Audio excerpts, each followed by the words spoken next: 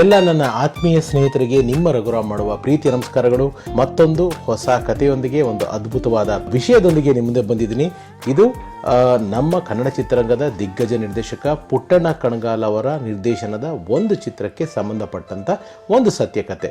ಅದರಲ್ಲೂ ಒಂದು ಹಾಡು, ಆ ಚಿತ್ರದ ಒಂದು ಸೂಪರ್ ಹಿಟ್ ಹಾಡು ಹುಟ್ಟಿದ ಹೇಗೆ ಅನ್ನೋದ್ರ ಬಗ್ಗೆ ಒಂದು ಸಣ್ಣ ಮಾಹಿತಿ ನನ್ನಿಂದ ನಿಮ್ಗಳಿಗೋಸ್ಕರ.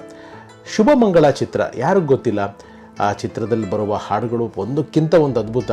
ಅದರಲ್ಲಿ ನಮ್ಮ ಕಣಗಾಲ್ ಪ್ರಭಾಕರ್ ಶಾಸ್ತ್ರಿ ಅವರು ಸಾಹಿತ್ಯ ಬರೆದಿದ್ರು, ಚಿ ಉದಯಶಂಕರ್ ಅವರು ಸಾಹಿತ್ಯನ ಬರೆದಿದ್ರು, ವ್ಯಾಸರಾವ್ ಅವರು ಸಾಹಿತ್ಯ ಬರೆದಿದ್ರು. ಇಲ್ಲಿ ಒಂದು ಚಿಕ್ಕ ಕಥೆ ಹೇಳ್ತೀನಿ. ವಿಜಯ ನರಸಿಂಹ ಅಂತ ನಮ್ಮ ಸಾಹಿತಿಗಳಿದ್ರಲ್ಲ, ಅವರು ಪುಟ್ಟಣ್ಣ ಕಣಗಾಲ್ ಅವರು ತುಂಬ ಆತ್ಮೀಯರಾಗಿದ್ದರು.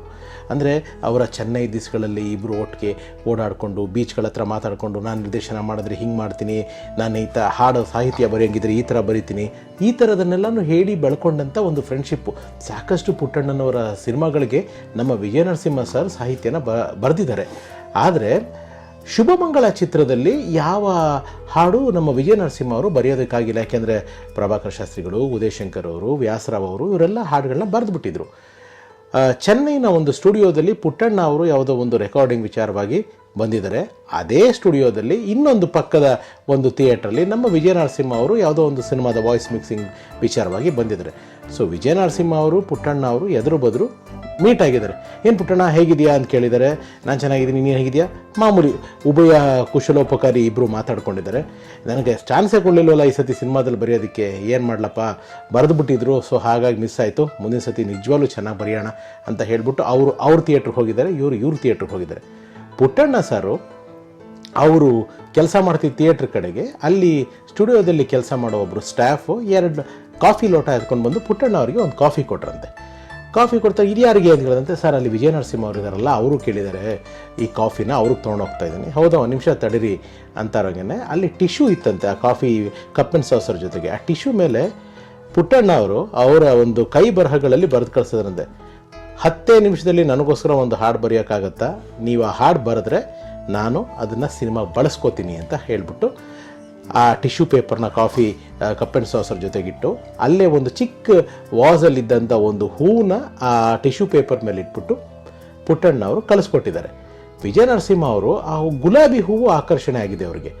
ಆ ಗುಲಾಬಿ ಹೂವನ್ನ ನೋಡಿಬಿಟ್ಟು ಇದೇನಿದು ಅಂತ ನೋಡಿದ್ರೆ ಪುಟ್ಟಣ್ಣ ಅವ್ರ ಕೈ ಬರಹ ಇದೆ ಅದರಲ್ಲಿ. ಅಂದರೆ ನನಗೋಸ್ಕರ ಒಂದು 10 ನಿಮಿಷದಲ್ಲಿ ಹಾಡು ಬರೆಯೋಕ್ಕಾಗತ್ತಾ, ನೀವು ಹಾಡು ಬರೆದ್ರೆ ಆ ಹಾಡನ್ನ ನಾನು ಸಿನಿಮಾದಲ್ಲಿ ಬಳಸ್ಕೊತೀನಿ ಅಂತ. ಈ ಸಾಂಗ್ಗೆ ಪ್ಲೇಸ್ಮೆಂಟು ಇರಲಿಲ್ಲ ಸ್ಕ್ರಿಪ್ಟಲ್ಲಿ, ಸೊ ನಾನು ಮಾಡ್ಕೊತೀನಿ ಅಂತ ಅವ್ರೇನೋ ಡೈರೆಕ್ಟ್ರಾಗಿ ಯೋಚನೆ ಮಾಡಿದ್ದಾರೆ.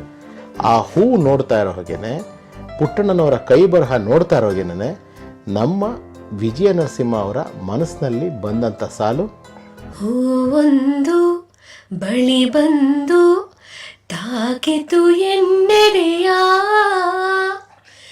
ಏನೆಂದು ಹೇಳಲು ಕೇಳಿತು ಜೇನಂತ ಸಿಹಿ ನುಡಿಯ, ಜೇನಂತ ಸಿಹಿ ನುಡಿಯ. ಈ ಸಾಲುಗಳು ಬರೆದ್ರು ವಿಜಯ ಭಾಸ್ಕರ್ ಅವರು ಸಂಗೀತ ನಿರ್ದೇಶಕರು. ಅದ್ಭುತವಾದ ಒಂದು ಟ್ಯೂನ್ನ ಕೂಡ ಈ ಸಾಹಿತ್ಯಕ್ಕೆ ಕಂಪೋಸ್ ಮಾಡಾಯಿತು. ಬಾಲು ಸಾರು ರೆಕಾರ್ಡಿಂಗ್ ಮಾಡಿಕೊಂಡು ಹೊರಟೋಗಿದ್ದಾರೆ. ಅವಾಗ SPB ಸರ್ದು ಡೇಟ್ ಬೇಕಂದರೆ ತುಂಬ ಸಮಸ್ಯೆ ಇರೋದಂತೆ, ಅಂದರೆ ಸಾಕಷ್ಟು ದಿವಸಗಳು ವೆಯ್ಟ್ ಮಾಡಬೇಕಾಗಿತ್ತಂತೆ.